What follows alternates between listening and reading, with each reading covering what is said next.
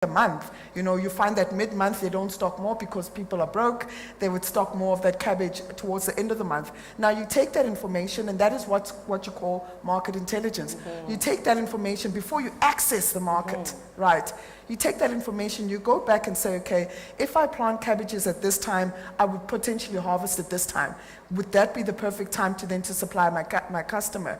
And then once you do that and supplying the customer, that is when you go into accessing the market. You've delivered a product, you invoice, you get your revenue back. So it's just to say, you start at the level at which the opportunity meets you. But when you do start, because farming is extremely risky, start by really looking at the risks that are there for you, but make sure that you start small and not go big on what you intend on doing, but just gradually grow from there. Yeah. I like the notion of starting, and maybe let's get out the negativity as quickly as possible. Dr. Johnny Mbali, thank you for that. Is South Africa conducive for being able to identify that opportunity and just starting? The margin of error, how kind is it to entrepreneurs? Yeah, it's a... Can we switch him on, please? Yeah, I think... Just give me 2 seconds. I can just switch. Okay, Yeah. it's on. Thank you. I think it's getting more difficult, and if you don't start today, next year this time it's probably going to be more difficult to do it. So start by doing. But I think hopefully, if everybody can contribute, or if the private sector, public sector can contribute, we can create this enabling environment so that we can create this fruitful environment where we can get investment or entrepreneurs to start. So at the moment, it's unfortunately issues just such as load shedding. It's not an ideal situation, farming for instance. So you need to have electricity on that because it's more intensive. So making sure that infrastructure or that environment is there, it's really important. So it's I don't want to be negative, but I'm usually not negative.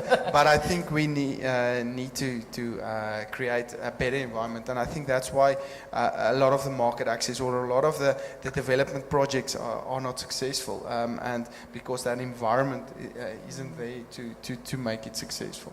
Let's shoot to the stars. Top 3 things that for you ideally would make the environment conducive for small-scale developing farming. What would those be? What are the top 3 things that if you could change tomorrow, you would press go on them? Yeah, of course, I think infrastructure, it's really important. Infrastructure can be a wide range of things, but I think supportive infrastructure, water supply, of course, sufficient water supply, the quality of water, and so forth. So that's really important to me. But I think training and education, and I think that is a longer-term issue. It comes from let's say school level, but agricultural colleges, that's sometimes not this infrastructure regarding that, and training that, let's say the training of extension officers and so forth. So I think training and development is really important, and infrastructure. So I think it's a difficult one. The third one, it's I think we'll flow out of it. We'll flow basically out of it. But I think the third one, thinking of it, it's more trust between public and private sector. And if you can create that in one sense or another, I'm not sure how you're going to do that. But if you can do that, and you can get collaboration between those two sectors, you can get private investment, you can get public money, and you can really make a bigger difference. I like that. I like that quite a lot. And I'm going to cling onto training and education and bring you in, Dani. As a financier, what mix of factors do you look for when you want to partner with somebody who's got a potential to be an agri-business a business owner or an agri-entrepreneur? I think first we have to identify the person that is willing to do so. Okay. I think it starts within yourself. Okay. Are you willing to do so? And I know that there's so many information available to be able to train yourself to a level. And if we have the willing person, which is really willing and have the potential, which we want to see in him or her, and he has the means to get into a farming community or a farming environment. For instance, maybe a farm property. And that is a very, very important point. Until now, for the past 29 years, we do not see a lot of commercial black farmers who own farm properties. Because from a banking perspective, you need private investments, you need private properties. So that title deeds should have been transferred into the farming community.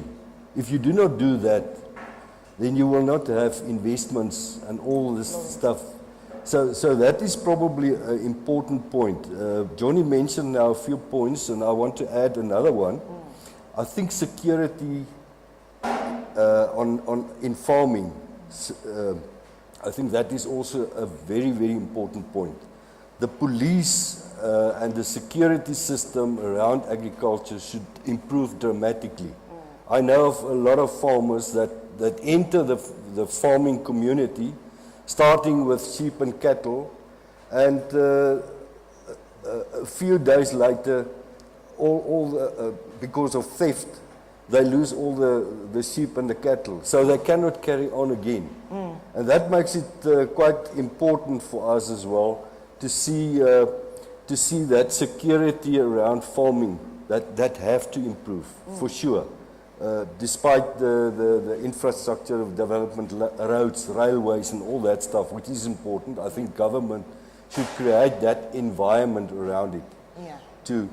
But another point that I want to put forward, and I work all my years, for 35 years in agriculture now, and I'm predominantly work with the commercial sector, because we look at the upper end as well as the lower end, the entrance into the market. It is important. The Standard Bank is quite involved there as well, with Grain SA, with the university in the training of new developing farmers. But I think we have to take hands with the existing commercial farmers. They are so willing to assist this upcoming farmers. And I think if we can create that platform so that they start to talk to each other, with the Free State Agriculture Union, for instance, in the Free State, government, Free State Agriculture Union, start to talk, how can we, and Johnny referred to the private sector, how can they become more involved in the development of upcoming farmers? The blended finance stuff should have been already scaled down to the private sector, the banks as well. Land Bank cannot do that, and government cannot do it on their own. But if the private sector, the banks, the BASAs of this world, had the privilege to be part of this project, I can tell you we would develop much further than we did during the past years. I think we need that, the blended finance, where government, because that plays a major role in getting into finance to buy in a share into a commercial business, and then we can, as a banking sector, also do lending, because we want to transfer properties into the owner's name. That is crucial important. For financing, it is for security purposes, etc., etc. We need that. But I think Standard Bank is quite involved in that, and we look at opportunities, but it starts with you and getting the knowledge where you want to be. Absolutely, and I want to put you on the spot. I want you to close one eye and forget that you're from Standard Bank and talk about, the ownership of these properties. Because if on the one side, this private financing or banking financing is going to only flow when you do have that type of ownership, what type of interventions can be done today to be able to enable that? What can we do today? I think as I mentioned, I think the blended finance is probably, we have products in Standard Bank, for instance, where you have then farming on lands that doesn't belong to yourself at this point in time. Yes. Where you start within, say for instance, in a livestock farming community, or you want to extend your cattle or sheep. If you have a certain amount of sheep or cattle already, we have a product to say, listen, say for instance you have 50 cattle. You can come to us and say, listen, I want to buy another 50 cattle. Unfortunately, remember the bank's funds are not funds that you can lose in the market. Yes. Because the bank's money doesn't come from government. Yes. You have to have investments, shareholdings, and you have to borrow your funds on the Reserve Bank or other sources. So the bank is not in a position to write off money. True. So you have to be profitable. I think that is the crucial thing of that. You do not farm because you want to farm. If you are not profitable at the end of the day, if you do not make money, if you do not grow your own equity over time, then you will not make it. You have to make profits, unfortunately. So coming back to my previous point, if you there are opportunities to go into, say, livestock farming, where you already show yourself to be a type of good farmer, livestock farmer, and then we can maybe take you to the next step and say, listen, okay, you have 50, let's finance you another 50, and then creating that platform where you grow from. So essentially position yourself as a partner to the bank. Yeah. And we look at opportunities for our commercial farmers and say, listen, are there opportunities maybe for your farm workers? Because where do you get a guy that have more experience in farming? What do the commercial farmers normally do? They give the tractor to the farm worker, and they plow the lands, they plant the maize, they harvest it all the time. So they have the experience. But we have to go over to the next level to say, listen, can we not involve these farmers that have already the experience with the commercial farmer, give him then money, or the company that they form together with a grant from a blended finance maybe from government. But I think there is a lack of trust.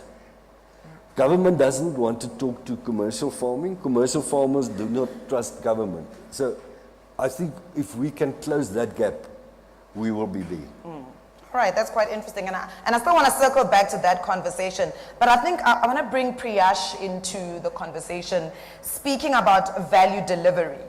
What is consumer behavior showing us about the agricultural sector? I mean, listening to some of the stuff Johnny spoke about, it's almost like as a farmer, you have to figure out, one, who is my customer, who do I need to appease, and who do I need to deliver value to. But from some of the data that you guys have seen, what is the consumer behavior around farming? Thanks, Nicolette. So I think people, consumers, want to know the story behind their food more and more. They want to know where it came from, how it was farmed, which region, who's the farmer, what's the story behind it. And that, up until now, you've seen it in some of the retailers, but it's kind of missing. Yes. You know, it's not good enough to say it's from this region. They want to know exactly. So traceability from a data aspect is a key thing going forward. And we're seeing that with consumers. Now they're getting involved in investments in agriculture. There's a few applications that have been released where you can invest in livestock or blueberries, etc. And people are now, want to get more involved because they're more conscious now about the food. Yes. Its availability is needed, but now more and more we want to know, where does the food come from? What's in it? And how are we going to do that? So it starts on the ground. So the intelligence is needed, the access is needed, but the operational on the ground activities as well needs to be collected and analyzed and used. And filters, there's a saying, farm to fork, it's one of these famous things that gets thrown around. But I think we're still touching on how do we actually get that farm to fork storyline going into the hands of the produce that's in the shops, that's printed on the produce, that like people can see that. I like that. And I guess it opens up one to opportunities of sustainable marketing, I guess. 100%. I like that. Mbali, sustainable marketing, is it something that you guys have looked at? Are you telling the story of Mbali? Definitely, we're telling the story of Green Terrace. Yes. You know, just in terms of how we produce our product, who do we supply to, you know, and also what we go through at different seasons, you know. So definitely, and I think through that, the brand Green Terrace has just grown. Yes. You know, and I think it's important for farmers to just keep showing consumers, you know, what we deal with, you know, whether your crop or your livestock, most of the crop has been hit by hail. Yeah. You know, if your livestock has had like foot and mouth disease, what does that look like to a cow? And the impact thereof to you, the consumer, at the end of the day. Because as consumers, we always complain, oh my gosh, beef is so expensive today, but you're not in touch with what's happening, you know. So I think also just farmers also have a role to play with just the communities that they serve to expose people and educate people in terms of this is what happens on a farm. You know, not every day is rosy. Yes, it's hard work, but when we experience the successes, we do. But when we experience the losses, we do. And this is how it will impact you as a consumer. So we've just been able to promote our brand and market ourselves by firstly providing consistent quality to our customers and getting them to talk about us to other potential customers.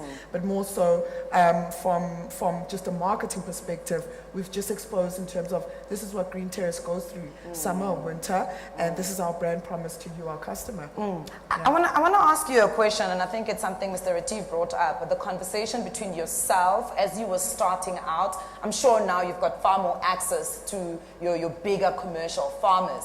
But at that stage when you were starting out, one, was there a platform for you to be able to access these farmers? Two, what conversations are you having with them at that specific point? Yeah, I must definitely, I 100% agree with what Dani said. The agriculture community is like the most supportive community I've experienced. And it's very true that the more established farmers definitely want to share information, you know. So when I started out, you know, I wasn't born and bred into a family farm. I'm a city girl. I don't, you know, I don't live in a rural town, a community where, you know, there's plenty of farms for me to go and view. But when I started out started in the agri industry, I invested myself into coming to platforms like this or spaces like this. You know, back then we had a lot of conferences pre-COVID as well. You know, the Farmers Weekly Agribusinesses conferences, NAMC would host a lot of conferences. Just anywhere where I felt, okay, I think I'd like to be here, but looking at the caliber of speakers, looking at the size of the numbers of people that would attend, I would buy my own ticket and I would attend.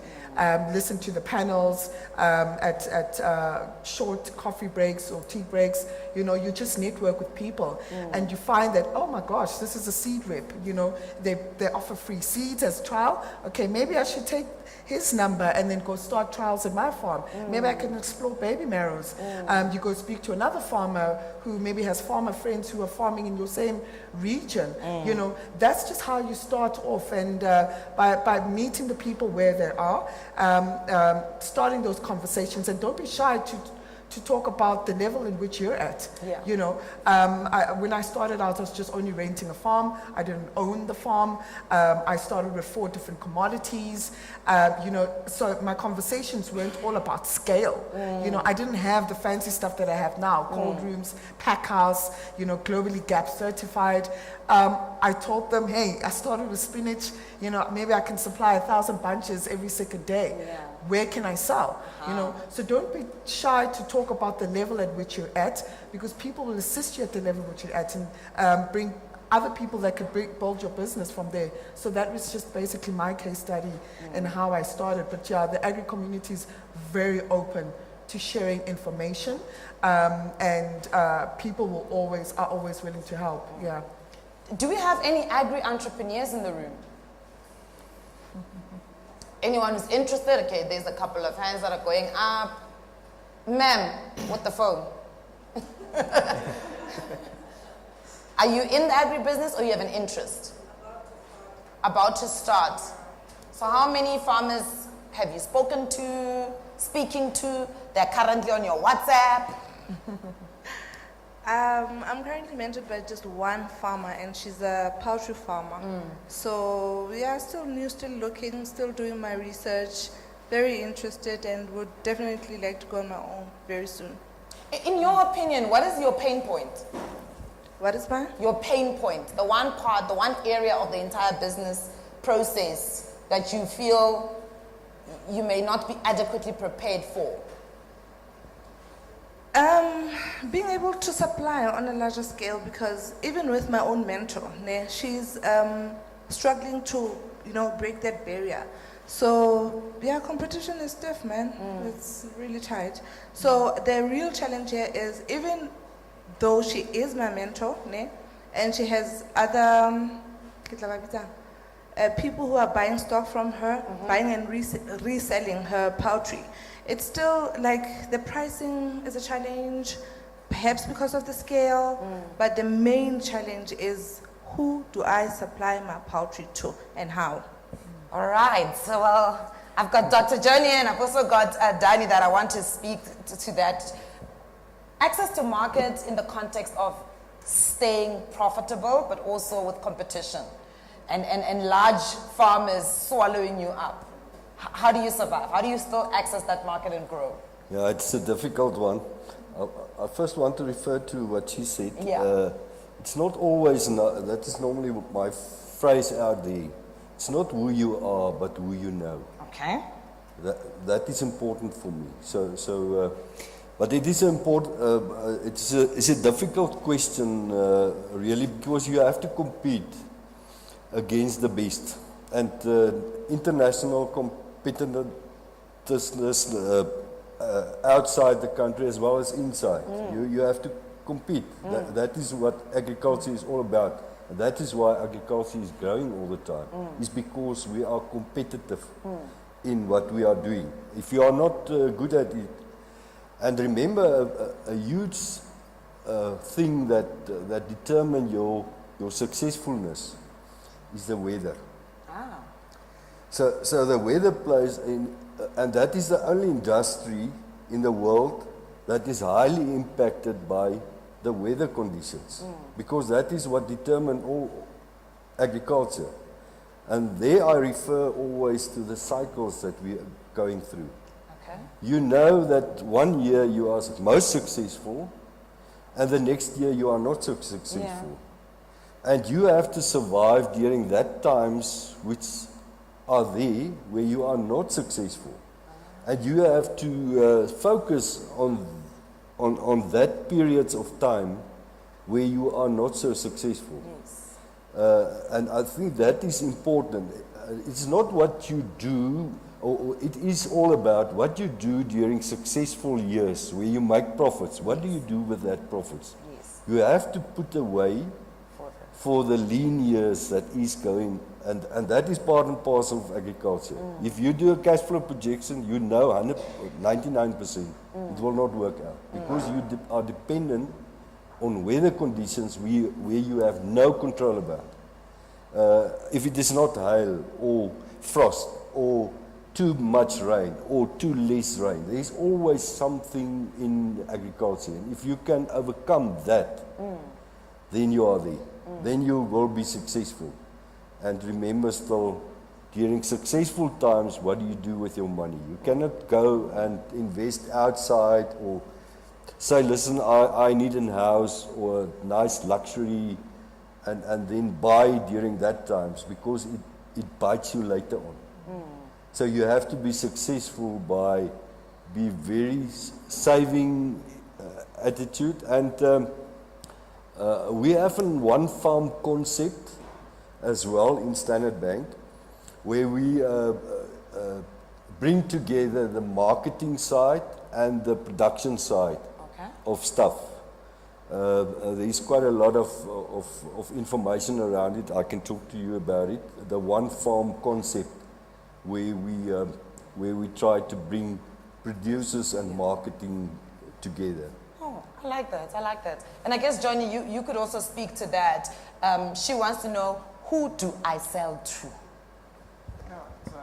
It's especially in the poultry industry. I think if you look into America, as I mentioned earlier, I think we're about 10 years afterwards and after them.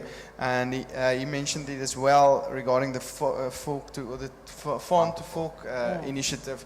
And about 10 years ago, my brother is in America, so he said this is the new concept and everything. And I looked and it's and it's actually coming to South Africa at the moment, and I think it will become a bigger issue, supplying to your local communities, having local communities. But I think again you can try to sell your story, because you don't have a unique product. That's unfortunately in agriculture, you don't have a unique product. Cabbage is a cabbage, tomato is a tomato. You can have different varieties, but maize is maize, sheep, yeah. So, but I think again, if you want to be unique in what you do, I think you must try to sell the story, get more information out there. Try to own more of the value chain as well.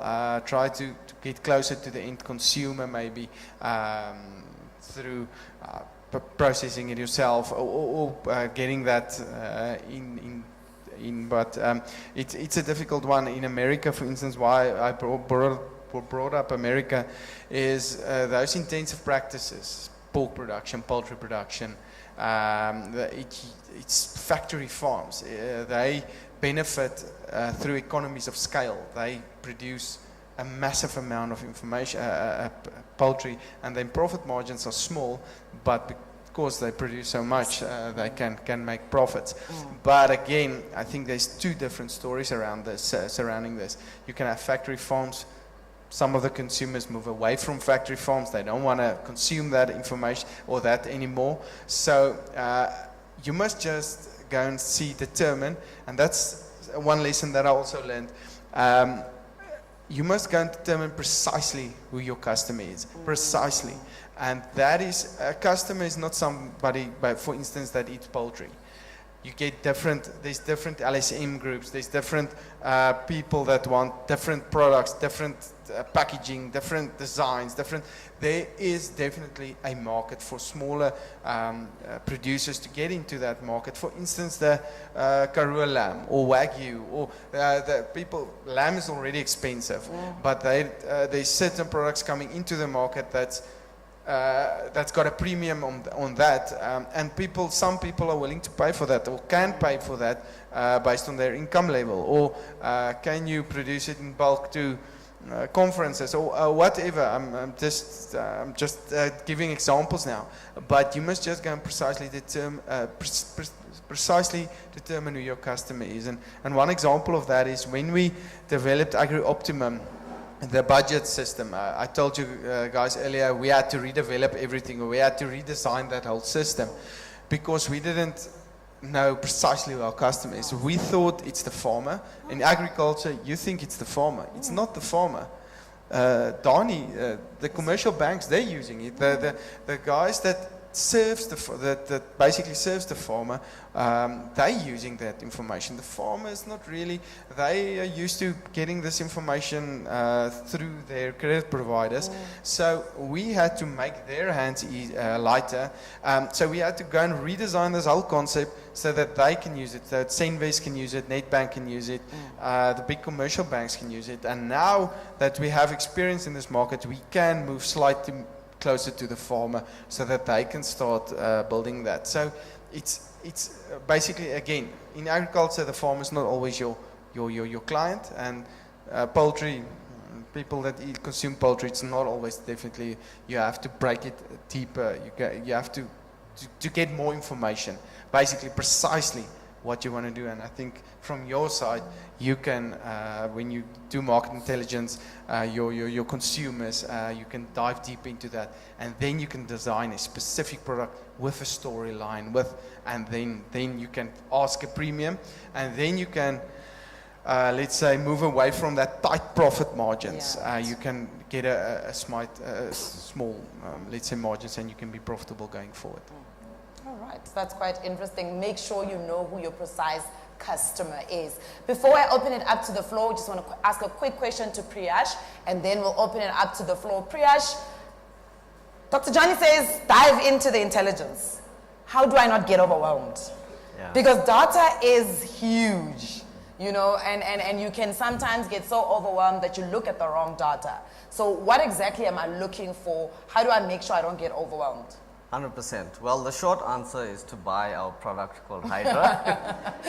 No, but one of the missions and why we are a data company in the agri space and not the other way around Yes. is because we want to productionize the concept of using data within this industry. Yes. And I love what Dr. Johnny said now. It isn't just for the farmer. We're actually looking at the entire agri value chain. There is the financiers, there's funders, there's agricultural service providers, and then there's extension officers and training and development organizations and grain storage. And there is actually a much wider value chain than we think. We only think, okay, farmer and consumer, and magically, there's the food in there. Now, what data gives us is it opens up that visibility. And within the awareness company, the awareness company is actually comes from a concept called situational awareness, another concept that comes from the US. We seem to be fast following or slow following rather. But that concept of situational awareness means simply being able to perceive, comprehend, and project our situation. Now, in that value chain of agriculture, data then plays a role at each and every step. Yes. So to the young aspiring farmers that they said, have you thought about how you're going to use data from day one? Not as an afterthought where I then have to say, okay, what has actually happened with my input, my expenses, my actual operations? Have I been tracked to that? We've spoken to a lot of smallholder farmers who don't have a view of the input and output from a financial management perspective. You start farming and then you try to figure out what are my profits going to be. And what we found is you can forecast all you want, but if you're not tracking the data, the actual on-the-ground operational data from day one, you're always going to be in a reactive state. Yeah. And so that's what data gives us. That's the power of it. And I think we are very, very early in the world of data. Across the value chains, whether it's the financiers or the farmers or the service providers. So, the one message I want to give is, think of that data. And Dani mentioned a really, really important point as well, the security aspect. Absolutely. Now, the data plays a massive role in security. And I'm not talking about third-party security providers in there. Foresight. It's actually what is the state of security in there. Now, security isn't this, again, the side thing. Yes. Load shedding has become this, this thing that's coming in. Security is always an issue, and that peace of mind, and that also adds to the story and the complexity in helping consumers understand the challenges that farmers have. Yeah. So we need to bring data into all of these worlds, the load shedding, the energy management, the water management, the operational management, the financial management, and then it starts giving a clearer picture for the finances, it gets starting giving a clearer picture for the farmers, and then we can start to become proactive. Sure, I absolutely love that. We've got a question down there. Is there still a question? Yes, ma'am. Go ahead.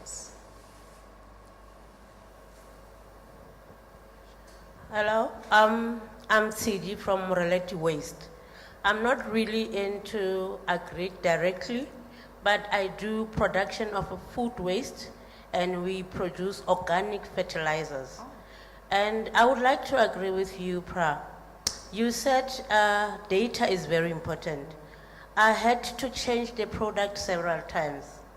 And unfortunately, I'm not going to say I'm relying on public funding, but the private companies as well, like private banks, it's more like they forgot the system where we're coming from. Unfortunately, some of the people who are in the farming industry are from the previously disadvantaged communities, which are actually competing with a $1 million bond kit in a trust fund. And we from a zero bank trust fund as young South Africans. And basically for us to actually get a simple loan, you know, the smallest just to do your prototype, it's always been a problem, more especially in farming. So I would like to know from Standard Bank, Danny, what is it that you guys are coming with in terms of meeting that gap? Because I've realized it's a serious gap and it has always been ignored. Yeah, I think it is important to have funding available. This is definitely the starting point. So I would assume that you first have to do a project type of planning. Because as I mentioned before, it is important for us as a bank to understand that you will make your profits. Because that is crucial, that is important, and we can assist you in doing that.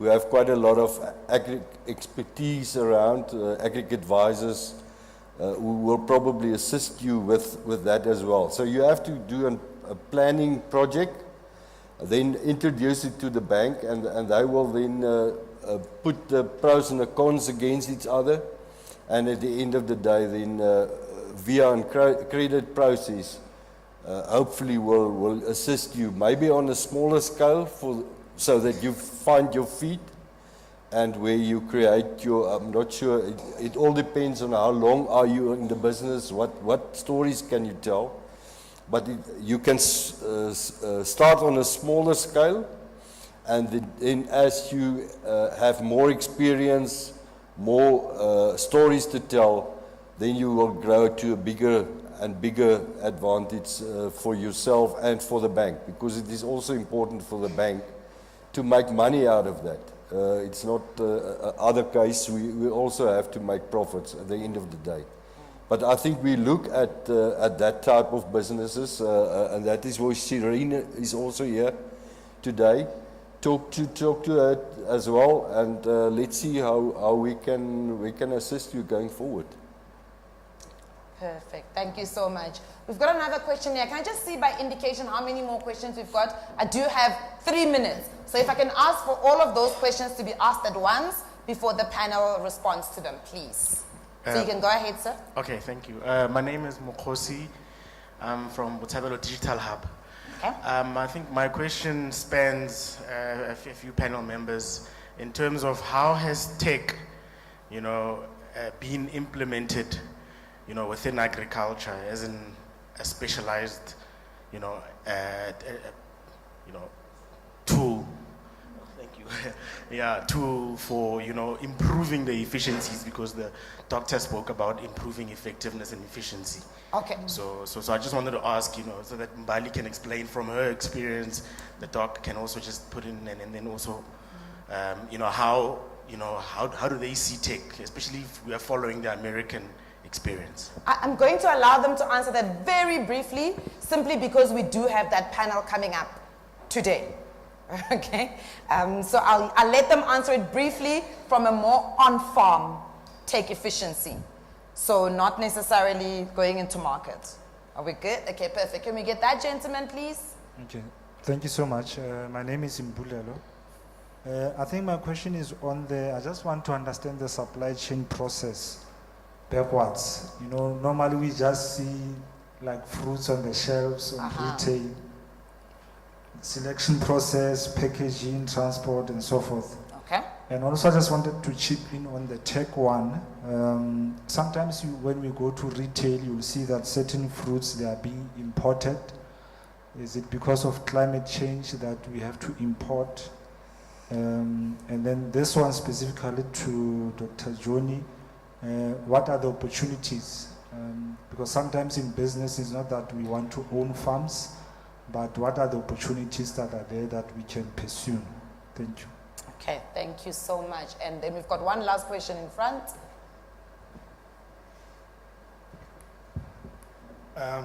My name is Morendeni.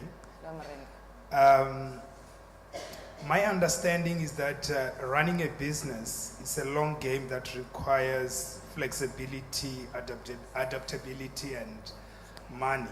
Absolutely. And to keep it running is into the right direction and meeting your growth trajectories is an ongoing commitment. And I wish Standard Bank responded after my question, because my view is that there's a public perception that if you want to buy a car, you easily get funding. But for a young person who is running a small holding farm project somewhere, which you can see that this person already is running, it's very difficult for that person to get funding. I just want us to look at that vis-a-vis easily getting funding to buy a GTI instead of getting funding for a business which will employ communities around the country. All right. Thank you so much, Mredeni. Maybe they've allowed us just 10 minutes. Ladies and gentlemen, I just need to keep to that time. So maybe we'll start with you, Dani, to quickly answer that question. Why is it GTI is easier, business is more difficult? Yeah, that is, unfortunately, that is the case. And we know that the GTI is probably the most unproductive asset that you can buy. I'm really struggling with that specific thing to say, listen, why are banks not prepared to rather concentrate and lend money to a productive asset at the end of the day? I think it's all about maybe failures before, where banks maybe write off money.